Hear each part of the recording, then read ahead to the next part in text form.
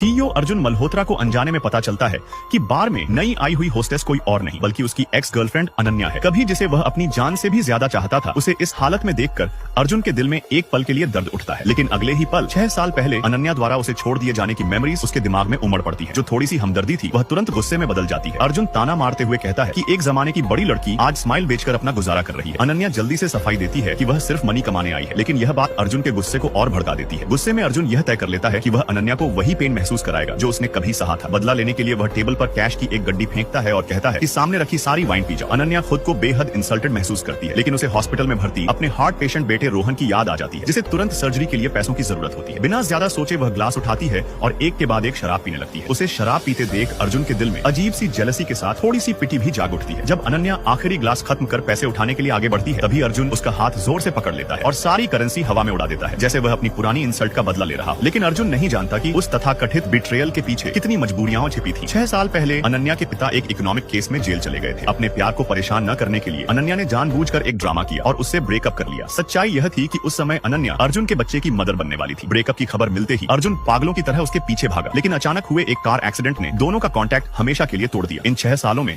अनन्या ने अकेले ही रोहन को रेज किया। रोहन जन्म से ही हार्ट प्रॉब्लम से पीड़ित था और ज्यादातर समय हॉस्पिटल में ही रहता था। उसका इलाज करने वाले डॉक्टर डॉ कबीर अनन्या की स्ट्रेंथ और सैक्रिफाइस देखकर धीरे धीरे उसकी ओर अट्रैक्ट हो गया। एक दिन डॉ कबीर ने अनन्या से रिक्वेस्ट की कि वह उसके साथ एक फैमिली पार्टी में उसकी फेक गर्लफ्रेंड बनकर चले। पार्टी में पहुंचते ही अनन्या का सामना बिजनेस टाइकून बन चुके अर्जुन से हो जाता है। घबराकर वह वहां से एस्केप करना चाहती है, लेकिन कबीर उसे रोक लेता है। उसी समय अर्जुन की होने वाली फियांसे रिया भी वहां आ जाती है। रिया एक नजर में पहचान लेती है कि यही वह लड़की है जिसे अर्जुन आज भी फॉरगेट नहीं कर पाया। वह अनन्या पर शार्प और इंसल्टिंग कमेंट्स करने लगती है। अर्जुन और रिया को साथ देखकर अनन्या का दिल भर आता है और वह बहाना बनाकर पार्टी छोड़ देती है। वॉशरूम में वह लोगों की बातें सुनती है कि अर्जुन ने अपनी कंपनी का नाम रिया के नाम पर रखा है। यह सुनकर अनन्या को अर्जुन का वह प्रॉमिस याद आ जाता है जब उसने कहा था कि वह कंपनी का नाम अनन्या के नाम पर रखेगा ताकि पूरी वर्ल्ड जाने कि वह उसे ढूंढ रहा है। अब अनन्या समझ जाती है कि अर्जुन के हार्ट में उसके लिए कोई प्लेस नहीं बची है। जब वह टूटे दिल से वहां से निकलने ही वाली होती है, तभी अर्जुन उसका रास्ता रोक लेता है और उसे स्टेयरकेस के पास ले जाता है। वह उसे कैरेक्टरलेस कहता है और बोलता है कि उसके जैसी वुमन प्यार के लायक नहीं होती। अनन्या टीयर्स रोकते हुए जवाब देती है कि अगर अर्जुन चाहता है कि वह उससे दूर रहे तो वह खुद आकर फेस टू फेस कहे। ये सुनते ही अर्जुन कंट्रोल खो देता है और फोर्स करने लगता है। तभी डॉ कबीर वहां पहुंच जाता है और अनन्या बच जाती है। इसी बीच हॉस्पिटल से कॉल आता है कि रोहन की कंडीशन बहुत क्रिटिकल हो गई है। ऑपरेशन के बाद रोहन की जान तो बच जाती है, लेकिन परमानेंट ट्रीटमेंट के लिए 20 लाख रुपए की जरूरत होती है। इतनी बड़ी अमाउंट सुनकर